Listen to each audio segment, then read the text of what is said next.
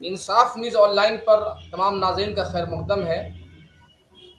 10 साल कबल 2010 में कलकत्ता शहर को लंदन बनाने का ख्वाब दिखाने वाली तृणमूल कांग्रेस 11 साल बाद एक बार फिर अपने इंतखाबी मंशूर में ये वादा कर रही है कि कलकत्ता शहर को अंधेरे से पाक करेंगे और पानी का जमावड़ा नहीं होगा और यहाँ की सड़कें बेहतरीन बनेगी। सवाल ये है कि तृणमूल कांग्रेस का ये जो मैनिफेस्टोल है, क्या उनकी अपनी नाकामी के तरफ है? और एक और भी बड़ा सवाल ये है कि क्या इन 10 सालों में तृणमूल कांग्रेस की क़यादत वाली बोर्ड ने क्या काम किया कि उसके बावजूद भी ये कलकत्ता शहर के बेशतर इलाके पानी के जमावड़े से या रोशनी कम होने से या अंधेरे में डूबा हुआ है। लेकिन कलकत्ता शहर के दीगर इलाकों के मुकाबले में मुस्लिम इलाके मटिया बुरुज, खिजरपुर से मरकजी कलकत्ता के मुख्तलिफ वार्ड तोपसिया, राजा बाजार और शुमारी कलकत्ता के बेलगछिया और काशीपुर जैसे इलाके में आज भी वो भी तमाम मसाइल हैं जो 10 साल पहले थे। देखने में ज़ाहिर ये नज़र नहीं आता है कि ये इलाके गुज़श्ता 10 सालों में कोई तब्दीली आई है। आज हम इसी मौजू पर बात करने के लिए हमारे साथ 2 ख़ुसूसी मेहमान जादवपुर यूनिवर्सिटी के प्रोफेसर डॉक्टर अब्दुल मतीन साहब, आलिया यूनिवर्सिटी के प्रोफेसर जनाब मोहम्मद रियाज साहब मौजूद हैं। हम इन दोनों अपने मेहमानों का खैर मकदम करते हैं और मैं शुरुआत करता हूँ जनाब मोहम्मद रियाज साहब से कि रियाज साहब, आप कलकत्ता और मुस्लिम इलाकों के मसाइल पर आप लिखते रहे हैं। आप इस मौजूदा इलेक्शन को और तृणमूल कांग्रेस के मैनिफेस्टो को किस नज़रिए से देखते हैं? पहले तो बहुत बहुत शुक्रिया एक बार फिर से इनवाइट करने के लिए मुझे इस सेशन में। आई होप मेरी आवाज़ क्लियर आ रही होगी। तो ये इलेक्शन जो एक तो कॉरपोरेशन की लोकल इलेक्शन है ये, तो आप देख जैसे सीनियर लीडर्स जो है जो इंचार्ज नहीं है वो लोग अपने बाकी इसमें बिजी हैं, लेकिन जो एक कंसर्न के हिसाब से मैं देख रहा हूँ, जो थोड़ी देर पहले आपसे बोल भी रहा था कि ये ऐसा अभी बंगाल में खासकर ये केएमसी के इलेक्शन में एकदम ही एक तरफा इलेक्शन देखने को लग रहा है कि हमें मिलेगा। एकदम ही कंप्लीटली वन साइडेड। बीजेपी भी जो पिछले असेंबली इलेक्शन में और 2019 के लोकसभा इलेक्शन में कम से कम शोर तो बहुत कर रहे थे कि वो बहुत इंपॉर्टेंट मेन अपोजिशन की तरह सामने आए हैं, बट ऐसा लग रहा है जैसे केएमसी इलेक्शन में उन्होंने सरेंडर कर दिया है एक तरीके से। और कांग्रेस और लेफ्ट की भी कुछ ऐसी हालत है, मैं श्योर नहीं हूँ। आईएसएफ शायद इलेक्शन लड़ नहीं रही है किसी जगह से, और छोटी छोटी पार्टियां हैं, लेकिन जैसे एमआईएम भी देख लें आप, तो एमआईएम भी असेंबली इलेक्शन के बाद तो वैसी साहब आए नहीं है, और इस इलेक्शन में भी उनका कुछ तो ये है कि छोटी भी अपोजिशन एक दो कुछ सीट्स हैं जहां पे जो लोकल लीडर्स पुराने हैं, जैसे बड़ा बाजार बीजेपी या और इस तरह के कुछ एरियाज में। अदरवाइज बाय एंड लार्ज मुझे लगता है कि ये इलेक्शन का रिजल्ट हम जैसे आज ही बोल सकते हैं एक तरीके से कि कौन जीत रहा और कौन, शायद 2-4 सीट कोई जीते इधर उधर हो, लेकिन ओवरऑल जो मैनेजमेंट है केएमसी का वो टीएमसी के पास ही रहेगा। तो ये एक डेमोक्रेसी के हिसाब से मुझे लगता है कि चाहे वो कोई से भी लेवल पे इलेक्शन हो, अगर कोई अपोजिशन ना हो तो वो डेमोक्रेसी के लिए बहुत अच्छा नहीं है, साइंस नहीं है। उस पार्टी के लिए तो खैर बहुत ही अच्छा है, उन्हें ज्यादा मेहनत नहीं करनी होगी, बट ओवरऑल ये क्लियर अच्छी साइंस नहीं है। और मैं खुद एक खिदिरपुर मोमिनपुर एरिया में रहता हूँ, 90s से यहीं रह रहा हूँ, तो उस हिसाब से मैं बोलूँ कि उसका एक कहीं ना कहीं खामियाजा भी आपको फेस करनी होती है आपको, कि उस हिसाब से जो असल मुद्दे हैं वो सामने नहीं आते। आपके जो बड़े लीडर्स हैं वो एक बार आएंगे और बयान देंगे कि स्टेटमेंट देंगे कि आपको जिताना है, नहीं तो बीजेपी की सरकार बन जाएगी, या मैं चीफ मिनिस्टर हूँ, मैं आपके एरिया से आई हूँ तो आप मुझे वोट दे दीजिए। बस यहीं तक बात होती है, स्कूल चाहिए, कॉलेज चाहिए, इनकी कोई बात ही नहीं होती। तो मुझे लगता है ये बहुत पॉजिटिव नहीं है। और उसका आपने जैसा जिक्र किया, खासकर मुसलमान इलाकों में 10 साल क्या, मैं तो बोलूंगा कि हमेशा से ही अगर 10 पॉइंट डेवलपमेंट बाकी जगह होता है तो हमारे यहाँ एक पॉइंट होता है। अलीमुद्दीन स्ट्रीट को देख ले, उसका बेस्ट एग्जांपल है, जहाँ पे सीपीएम का पार्टी हेडक्वार्टर है। अलीमुद्दीन स्ट्रीट की जो हालत है, हम सिर्फ 10 साल टीएमसी को ही क्यों बोले, अलीमुद्दीन स्ट्रीट की वही हालत है जैसे किसी भी खिदिरपुर या मटिया बुरुज में किसी मुसलमान इलाके की होती है। तो हर पार्टी ने जिनकी भी सरकार रही है कमोबेश एक उनकी कहीं ना कहीं डिसइंटरेस्ट रहा है उनका मुस्लिम एरिया से। और मैं यहाँ पे एक बात ये करना चाहता हूँ, हम जनरली पार्टी और लीडरशिप को ब्लेम करते हैं, बट आप देखेंगे इन एरिया से मैक्सिमम जो काउंसलर्स होते हैं वो तो मुसलमान ही होते हैं। तो ऐसा नहीं है कि ये सिर्फ पार्टी और इनकी बात है, ये हमारे काउंसलर भी उतने ही जिम्मेदार हैं इन सब चीज़ों के लिए, ये भी हमें ध्यान में रखने की ज़रूरत है। तो कहीं ना कहीं हम वो सारी वो जो निक्सस चलती है कैसे शायद हम उस पर आगे बात करें। तो ये शुरुआती यहाँ तक मैं बोल के अपनी बात खत्म करता हूँ।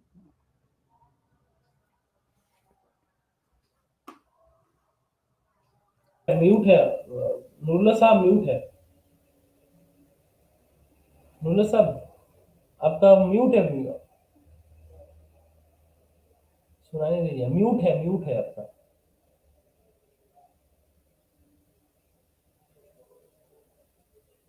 नूरुल्लाह साहब म्यूट है, आवाज नहीं आ रही है, अनम्यूट कीजिए। जी रियाज साहब, आपसे सवाल ये है कि क्या 1990 से आप मोमिनपुर और खिदिरपुर के इलाके में आप हैं? इन अभी आपने एक साल पहले लिखा था कि अम्फान के बाद आपके यहाँ एक हफ्ता तक आपके यहाँ लाइट नहीं आ पाई और इंटरनेट नहीं बहाल हो पाया। तो मेरा सवाल आपसे ये है कि आप मोमिनपुर खिदिरपुर एक बड़ी मुस्लिम आबादी है और वहाँ से जो नुमाइंदा जीत कर आते हैं वो कलकत्ता कॉर्पोरेशन में मेयर भी हैं और हुकूमत में पावरफुल मिनिस्टर भी हैं। क्या इस इलाके में कोई खास बड़ी तब्दीली नजर आई है हेल्थ के लिहाज से, तालीम के लिहाज से या सफाई सुथराई के लिहाज से?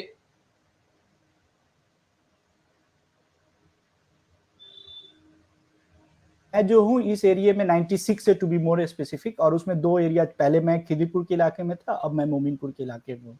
तो दोनों एरिया में जो मैं 96 से एटलीस्ट बोल सकता हूँ। तो एक कहीं ना कहीं ये रहा है इन एरियाज में कि पहले ये जब सीपीएम की गवर्नमेंट थी तो यहाँ से हमारे एरिया से एमएलए हुआ करते थे, तब कभी तीर्थो कंस्टिट्यूएंसी थी, राम प्यारे राम जो कि अब टीएमसी में काउंसलर हैं वो एमएलए थे। तो कहीं ना कहीं ये कुछ जो एरियाज हैं वो ऐसा भी था कि 90s में भी थोड़ी इन्हें एक तरीके की एपैथी फेस करनी होती थी। वाटगंज थोड़ा अलग था क्योंकि वहाँ से फयाज अहमद खान काउंसलर रहे हैं और वो इस बार फिर मैदान में है by the way, Watganj area से जो खिदीपुर के सटे हुए ही है।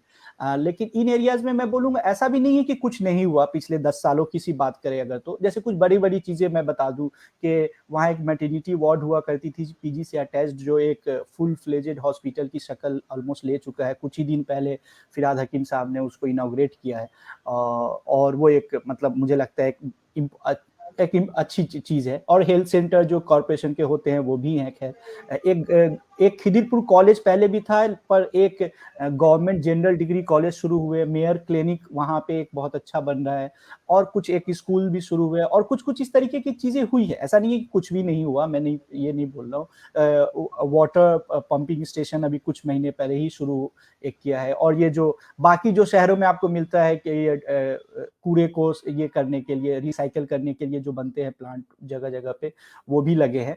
तो इस तरीके की चीज हुई है। लेकिन जैसे मैं रहता हूँ मोमिनपुर एरिया में जो डायमंड हार्बर रोड के एक तरफ है, उसी के दूसरे साइड चेतला और न्यू अलीपुर एरिया है। अगर हम न्यू अलीपुर को तो छोड़ दें, वो हमेशा से एक पॉश एरिया रहा है, पर अगर हम चेतला को भी कंपेयर करें जो जहाँ फिराद हकीम साहब की खुद रिहाइश है, कहीं हम कंपेयर नहीं कर पाएंगे। यहाँ के हेल्थ क्लिनिक को ले ले और वहाँ की हेल्थ क्लिनिक को ले ले, यहाँ के सड़कों को ले ले और वहाँ की सड़कों को ले ले, तो उस हिसाब से जो सफाई को लेकर ये ले ले हम जब प्रॉपर क्या डस्टबिन रखे हुए हैं कि नहीं जगह जगह। सफाई को लेके ये कि लोग बहुत बार कहते हैं लोग गंदे रहते हैं, वहाँ पे लोग गंदे रहते हैं। एक सबसे बड़ी जो इन सब एरिया की जो प्रॉब्लम मैंने जो देखी है वो ये है कि आपको मालूम है कि ये सब हम जिनको मुस्लिम एरिया कह रहे हैं वो ये भी है कि बाई एंड लार्ज यहाँ पे जो लोग हैं वो नॉन बंगाली सो टू से है, मतलब हिंदुस्तानी ओरिजिन के लोग हैं। तो वो ज्यादातर इस एरिया में ही रहना चाहते हैं, वो उतना फैल नहीं रहे दूसरे एरिया में, न्यू टाउन में या वहाँ उतने ज्यादा। ये तो डेंसिटी ऑफ पॉपुलेशन पिछले 10 साल बोल ले 20 साल बोल ले वो कॉन्स्टेंटली बढ़ता गया है। तो बहुत कंजस्टेड एरियाज हो गए हैं बहुत, और जो फुटपाथ है वो मैक्सिमम इंक्रोज्ड है।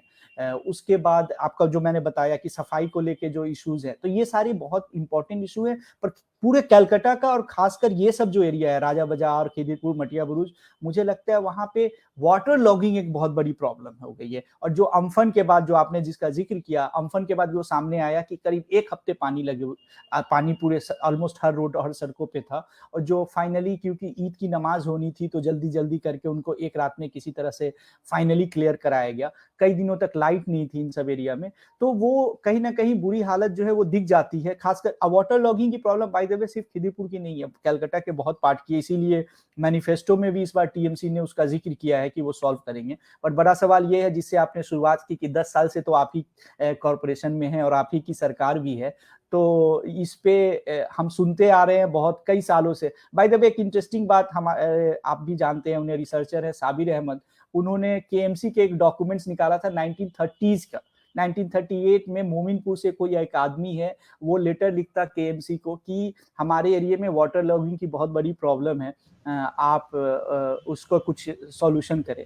तो खिदिरपुर और इन एरिया में ऐसा लग रहा है कि जैसे वाटर लॉगिंग की प्रॉब्लम सदियों से चली आ रही है और किसी को जैसे कोई मतलब ही नहीं है। उसको ड्रेनेज, पूरे पूरे शहर का ही ड्रेनेज कहीं ना कहीं ऐसा लगता है कि बहुत ही बुरी हालत है उनकी, खस्ता हालत है। उन्हें रिपेयरिंग से काम नहीं चलेगा, मुझे लगता है पूरे रिनोवेशन की जरूरत है। एक चीज और आखिरी बात बता दूं कि पिछले कुछ सालों से हम देख रहे हैं कि खिदिरपुर मोमिन ये मतीन साहब के कई जगह पे ड्रेनेज क्लियरेंस का आवाज काम नहीं आ रही। चल रहा है, तो उसको भी देखने की जरूरत है। आपकी शायद ऑडियो की प्रॉब्लम है, मुझे तो मतलब मुझे नहीं मालूम मेरी आवाज जा रही है कि नहीं। तो ये बोल के मैं अपनी बात खत्म करता हूँ। आप अगर और मतीन साहब आपसे सवाल ये है कि जो मसाइल है जिनका जिक्र ये रियाज साहब ने किया है, ये जो मसाइल कलकत्ता कारपोरेशन के मौजूदा इंतखाब में ये इशू क्यों नहीं बन पा रहा? मैं जिस तरह से एक तरह से देखिएगा कि हुजूम है, एक भीड़ है, लोग भागे जा रहे हैं मुल्कों की तरफ, लेकिन किसी भी मुस्लिम वार्ड में इन मसाइल पर कोई बात करने को तैयार नहीं है। आखिर इसकी वजह क्या है? ये एक अहम सवाल है। खास करके मुझे लगता है कि इसका कई सारे रीजंस है। एक है कि कोई भी मोहल्ला में, मेरा आवाज़ सुना रही है ना? ठीक। ज़्यादातर जो मुस्लिम्स, जो खास करके जो गरीब मुसलमान एरिया है, चाहे वो आप राजा बाजार ले लें, तुबसिया ले लें, तीन जगह ले लें, या कलकत्ता का मुख्तलिफ जगह ले लें, इसमें जो शहरी मुसलमान जो रहते हैं, इनमें से एक बड़ा तबका जो है, वो कहीं ना कहीं सिविल सोसाइटी का जो रोल होता है, जो जिसको आप पॉलिसी लेवल पे, लोकल लेवल पे, पॉलिसी लेवल पे जहाँ इन्फ्लुएंस किया जा सकता है, उसमें कहीं ना कहीं ये लोग ठीक से रोल नहीं प्ले कर पा रहे हैं। इनका बहुत सारे रीजन है, मैं उस रीजन पे नहीं जा रहा हूँ। दूसरी बात है, जो मुसलमान जिसका जो थोड़ा बहुत एजुकेटेड है, थोड़ा अवेयर है, कॉन्शियस है, वो कहीं ना कहीं जो छोटा ऑर्गेनाइजेशंस हो, चाहे छोटे पैमाने पे अर्बन पॉलिसीज पे जो जिक्र होना चाहिए, बात होना चाहिए, चाहे मुस्लिम सिविल सोसाइटी ऑर्गेनाइजेशंस हो, या क्लब्स हो, चाहे मोहल्ला कमेटी हो, या बस्ती फेडरेशन हो, वो कहीं ना कहीं अपना आवाज पॉलिटिकली ठीक ठाक से पहुंचा नहीं पा रहे हैं। थर्ड पॉइंट मेरा ये कहना है कि ये प्रॉब्लम लास्ट काफी सालों से, मतलब ऐसा नहीं कि 10 साल, मतलब तकरीबन 15-20 सालों से मुझे नजर आ रहा है। ये जो मिडिल क्लास मुस्लिम्स थे, जो पहले सरकारी स्कूल जाया करते थे या गवर्नमेंट स्कूल पढ़ते थे, चाहे वो मोहम्मद जान ले लें, इधर इस्लामिया ले लें, इस तरह का जो स्कूल्स है, वो उस स्कूल से मुस्लिम मिडिल क्लास अपने आप को विड्रॉ कर लिया, जिसके वजह से वो अभी थोड़ा बहुत एम्प्लॉयमेंट, पढ़ा, पैसा होने की वजह से वो प्राइवेट स्कूल में जा रहे हैं। इसकी वजह से अपने आप को सरकारी इदारा से विड्रॉ करना, चाहे वो गवर्नमेंट स्कूल्स हो या सरकारी हेल्थ क्लिनिक हो, हॉस्पिटल्स हो, विड्रॉ करने के बाद क्या होता है, बचे रहते हैं गरीब लोग। प्रोफेसर अमर्त्य सेन और जॉर्ज ड्रेस का लंबा बहुत अच्छा काम है इस मामले पे, जहां मिडिल क्लास सरकारी इंस्टीट्यूशन से अपने आप को जहां विड्रॉ कर लेती है, उस मिडिल क्लास के पास और कोई मतलब उस कम्युनिटी के पास फिर अलग से कोई पावर नहीं बची रहती है जो सिस्टम को इन्फ्लुएंस करे। तो ये एक सिस्टमैटिक रीजंस है। और चौथा पॉइंट मुझे यही कहना है कि रियाज भाई ने कहा शुरुआत में कि जमहूरियत में, डेमोक्रेसी में एक अपोजिशन का अच्छा रोल होता है। आप चाहे दूसरे इलाका ले लें, चाहे मैं इसको मुस्लिम नॉन मुस्लिम उस तरह से नहीं कहना चाहता हूँ, मतलब पढ़ा लिखा इलाका या थोड़ा जो बेटर एजुकेटेड इलाका ले लें, उस तरह से आप देखेंगे कि इतना ज़्यादा नॉइस पोल्यूशन, इतना ज़्यादा अब देखिए हम मुस्लिम इलाका में इतना झंडा, हालांकि इधर कोई अपोजिशन है ही नहीं, इतना झंडा, इतना फ्लैग, इतना कुछ है कि लगता है कि यार ये क्या चल रहा है। एक एक जो हम मैनिफेस्टो में तो बोल रहे हैं कि हम green Kolkata, green city, pollution free करेंगे, पर जो प्रैक्टिस जो हम देख रहे हैं कि तमाम पॉलिटिकल पार्टी, खास करके जो मौजूदा पार्टी है वही एकमात्र पार्टी भी बचा हुआ है, कोई इस तरह नजर नहीं आ रहा है। तो आप देखिए पूरा, चाहे वो आप अभी जिक्र कर रहे थे मेहंदी बागान, फूल बागान, ताती बागान, रोपसिया, ये सब जगह ले लें कि किस तरह से भरा पड़ा है कि आप ऑटोमेटिकली आपको लगे यार ये क्या है, ये एक तरह का एक पॉल्यूशन लगता है। तो इसमें आप देखिए कलकत्ता का जो कॉर्पोरेशन, केएमसी का जो कॉर्पोरेशन प्राइमरी स्कूल्स है, चाहे उर्दू मीडियम हो या बांग्ला मीडियम हो, ये स्कूल्स का अभी तो बंद हो चुका है। बहुत सारे कलकत्ता के सरकारी स्कूल बंद होने का बराबर है, गांव देहात में भी हो रहा है, शहर में भी हो रहा है। मतलब मुझे लगता है कि इस तरह से कोई आवाज नहीं है, कोई इस तरह छोटा मोटा तहरीक भी इस तरह से नहीं है जो जो पब्लिक इंस्टीट्यूशन है, खास करके सरकारी स्कूल्स को फरोग दे, सरकारी स्कूल्स को ठीक ठाक से आगे ले चले। ये बहुत बड़ा अहम रोल है, क्योंकि हम जानते हैं कि हमारा जो इस शहर का खास जो गरीब तबके के लोग हैं, ज्यादातर ये डेली लेबर्स हैं या इनफॉर्मल सेक्टर्स में है। तो इसके होने की वजह से ये अपने आप को ये सेंट थॉमस, सेंट एंथोनी और सेंट जेवियर्स में नहीं पढ़ा सकते हैं। उनको इस तरह के स्कूल में भेजना है जहां क्वालिटी एजुकेशन मिले। अनफॉर्चुनेटली वो इंटरवेंशन हम नहीं कर पा रहे हैं। हमारे जो इसमें से काउंसिलर हैं पॉलिटिकल पार्टी के अलावा, जो काउंसिलर हैं, ये काउंसिलर्स का भी अगर आप उनका रोल देखें, इवैल्यूएट करें एक ही काउंसिलर्स को, आप देखिए ये कंबल बांटने और ये सब प्रोग्राम करने में ज्यादा मसरूफ रहते हैं। रादर जो जो मेन ठोस काम होना चाहिए, जो लॉन्ग टर्म काम होना चाहिए, वो काम में हम इनको बहुत कम नजर आता है। और जो यूनाइटेड नेशंस का या गवर्नमेंट ऑफ इंडिया का minister of urban welfare department या स्टेट गवर्नमेंट का जो अर्बन वेलफेयर डिपार्टमेंट है, उस डिपार्टमेंट से लियाजो करके जो Jawaharlal Nehru national urban renewal mission है, उस मिशन के तहत बहुत सारा रास्ता पब्लिक बसेस ट्रांसपोर्ट आई है। मगर आप देखिए कि खिदिरपुर से मेन कलकत्ता का कनेक्ट करने के लिए कोई हम उस तरह से पब्लिक ट्रांसपोर्ट सही ढंग से नहीं देखते हैं। ये जैसा पुरानी दिल्ली में हम देखे हैं, जामिया की तरफ उस तरफ देखे हैं कि एक तरह का एक शहर को सेग्रीगेट कर देना। आप मेट्रो का देख लीजिए, मेट्रो लाइन देखिए, पार्क सर्कस एक बहुत अहम जगह है कलकत्ता का, या इस तरफ कोई भी मेट्रो पार्क सर्कल से कनेक्ट ही नहीं है। मतलब ये एक तरह का जो अर्बन डेवलपमेंट प्लान है, अर्बन डेवलपमेंट पॉलिसी है, मुझे कहीं हद तक लगता है कि ठीक ठाक से इंक्लूसिव प्लान नहीं बन पा रही है। मैं ये सवाल आप दोनों हजार से पूछूंगा कि रियाज साहब ने सवाल उठाया कि ये जो इलाके जिनका मैंने जिक्र किया है, ये इलाकों के काउंसलर भी मुसलमान हैं, आखिर मुसलमान के होते हुए तरक्की क्यों नहीं करे। लेकिन आमतौर पर मेरा सवाल आपसे ये है कि जो मुस्लिम इलाकों के जो वार्ड होते हैं, उम्मीद तौर पर उनका जो नेता है, जो काउंसलर बन रहे हैं मुस्लिम इलाकों से, वो नेता से ज्यादा बिल्डर बन रहे नेता। क्या उसकी एक वजह यह भी है कि इन इलाकों में तरक्की नहीं, गैर कानूनी तामीरात है, तंग गली है, जगह जगह गैर कानूनी ये कब्जे हैं। इसकी वजह यह है कि मुस्लिम इलाके की जो लीडरशिप है वो बिल्डरों के हाथ में है। रियाज साहब, ये जो मतीन भाई जो उन्होंने 3-4 पॉइंट्स बताए कि कैसे मुद्दे नहीं उठते हैं, जो सिविल सोसाइटी की बात करी और जो स्ट्रॉन्ग एक जो आवाज उठनी चाहिए उसकी बात करी, उसका आपने एक तरीके से जवाब मतलब क्यों है रीजन दे दिया आपने। और ये सिर्फ कॉर्पोरेशन इलेक्शन की बात नहीं है, अगर आप अपने शहर से या आसपास के एरिया से देख लें, और ये सिर्फ बंगाल की भी बात नहीं है, आप दूसरे स्टेट्स में भी देख लें, तो जो ज्यादा मुस्लिम लीडर्स होते हैं, सो कॉल्ड लीडर्स जो होते हैं, जो हमारे रिप्रेजेंटेटिव चुन के जाते हैं, वो या तो लोकल मसल्समैन होते हैं और बाय एक्सटेंशन सबके सब प्रॉपर्टी और बिल्डर होते हैं या प्रॉपर्टी से डील करने वाले होते हैं। और ये एक कहीं ना कहीं बहुत इम्पोर्टेंट ये है। मैं इस प्रोग्राम के लिए बेसिक ऐसे ही 2-4 न्यूज़ रिपोर्ट्स देख रहा था जो रिसेंट वीक्स में आई है, तो एक आर्टिकल मुझे दिखा कि कैसे पढ़े लिखे प्रोफेशनल्स, एडवोकेट्स और डॉक्टर्स जो है इस इलेक्शन में कंटेस्टेंट है, उसमें एक भी मुसलमान का नाम नहीं था। उसमें जो है वो कोई एडवोकेट कहीं से सियालदा से, तो कोई किसी पार्टी से जो लड़ रहे हैं, फैशन डिजाइनर लड़ रहे हैं। बट मुस्लिम एरिया के जो लीडर्स हैं, जो आपने बहुत सही एक बात उठाई कि सिर्फ आप जिन लीडर्स को चुन के भेजते हैं सिर्फ वो नहीं है, एक एमएलए या एक काउंसलर जो है, जो बिल्डर है, सिर्फ वो नहीं है, उनके पीछे जो 10 और है जो पैसे लगाने वाले हैं, वो भी लोकल बिल्डर्स हैं अपने अपने एरिया के।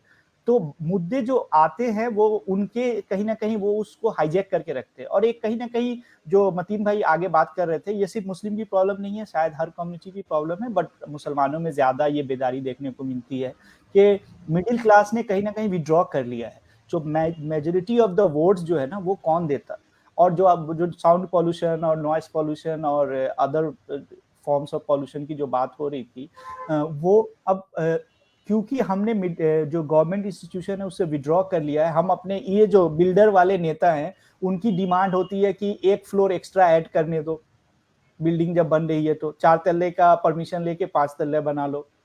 ये उनकी डिमांड होती है कि पुलिस हमें इंटरफेयर ना करे जब हम कंस्ट्रक्शन कर रहे हो। तो ये सब अपने लोकल नेता से डिमांड करते, वो ये डिमांड नहीं करते कि हमारे स्कूल हो, हमारे यहाँ कुछ इस तरीके की इंतजाम हो, ये सब उनकी बड़ी डिमांड नहीं होती। बट एक आखिरी बात मैं छोटी सी ये कहूंगा कि जो अच्छी चीज है, अभी उसका नतीजा तो नहीं देखने को मिला, मुझे मालूम नहीं आगे क्या होगा, लेकिन एटलीस्ट जो यंग लोग हैं मैं उनमें देख रहा हूँ, जैसे मैं खिदिरपुर वॉइस नाम से एक फेसबुक पेज है, या गार्डन रीच पीस मिशन करके एक फेसबुक पेज है, वहां पे मैं देखता हूँ कि एटलीस्ट लोकल लोग जो यंग हैं खासकर, वो अब इंग्लिश मीडियम स्कूल की डिमांड कर रहे हैं, वो हेल्थ सेंटर्स की डिमांड कर रहे हैं, वो ड्रेनेज इश्यूज को उठा रहे हैं। तो एटलीस्ट कुछ, एक बहुत ही छोटा तबका शायद, लेकिन वो लोग एटलीस्ट डिमांड करना उन्होंने शुरू किया है। मुझे नहीं मालूम वो कितना उसका इम्पैक्ट होगा इस इलेक्शन में एटलीस्ट, लेकिन उन्होंने एटलीस्ट फेसबुक पे और यहाँ पे ये लिखना शुरू किया है कि जैसे मैं खिदिरपुर की बात करूं तो खिदिरपुर में एक भी गवर्नमेंट इंग्लिश मीडियम स्कूल नहीं है,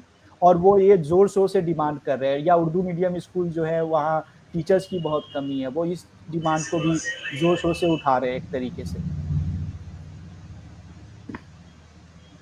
जी नूरुल्लाह भाई। जी मतीन साहब, आखिरी सवाल मैं आपसे पूछूंगा, ये ये जिस तरह से हम, ये आपने भी और रियाज साहब ने भी जो इश्यूज बतलाए, क्या इसके लिए खुद पब्लिक जिम्मेदार तो नहीं है? हम ऐसे ही नेताओं को चुन रहे हैं जो बिल्डर है, या उनके आसपास बिल्डरों के हुजूम है, क्या इसके लिए खुद मुस्लिम अवाम जो हम अगर अगर बुरा भला कह रहे हैं, क्या उसके लिए हम लोग खुद जिम्मेदार तो नहीं है? और नंबर 2, आपने एक बहुत अहम इशू उठाया है कि कलकत्ता शहर के जो मुस्लिम इलाके हैं उनको हुकूमत के तरक्याती एजेंडे में शामिल नहीं किया गया है। तो क्या इसके लिए किस तरह से हम पब्लिक में जागरूकता ला सकते हैं, इनको किस तरह से बताया जाए कि भाई ये हमारे बुनियादी इशू से बात नहीं हो रही है? मुझे जहाँ तक लगता है कि इसके लिए ये एक लंबा तहरीक है, एक मुहिम है, एक दिन का बात नहीं है, क्योंकि जब तक जमहूरियत में आप पार्टिसिपेट नहीं करेंगे, चाहे जितना भी छोटे पैमाने पे हो, आपको डेमोक्रेसी में पार्टिसिपेट करना है। हम किसी को रोकने के लिए किसी को जिताते हैं ना, हम लास्ट 2021 के इलेक्शंस में यही हुआ कि हमारा राइट मुद्दा नहीं हुआ। सचल कमेटी रिपोर्ट की जो रिकमेंडेशंस थी उस पर बात चर्चा नहीं हुई, रंगनाथ मिश्रा कमीशन के रिकमेंडेशंस पे चर्चा नहीं हुई, प्रोफेसर अमिताभ कुंडू का जो रिपोर्ट रिकमेंडेशंस था उस पर चर्चा नहीं हुई।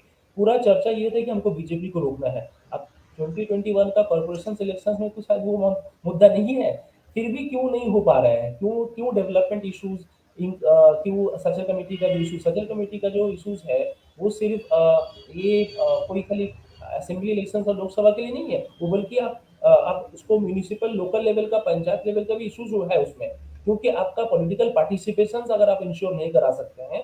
और दूसरी बात यह है कि हम जिस तरह से एक झुंड बनकर, एक ग्रुप बनकर, मतलब ना किसी को सवाल करना, अगर कोई क्रिटिसाइज करता है तो उनको ऊपर पूरा इल्जाम लगा देना, ये इसका दलाल, वो इसका दलाल, ये जो पूरा इंटायर जो डिबेट बनी है खास करके मुस्लिम मुआशरे में, ये डिबेट कहीं ना कहीं मुझे लगता है कि बहुत अहम एंटी डेमोक्रेटिक डिबेट है।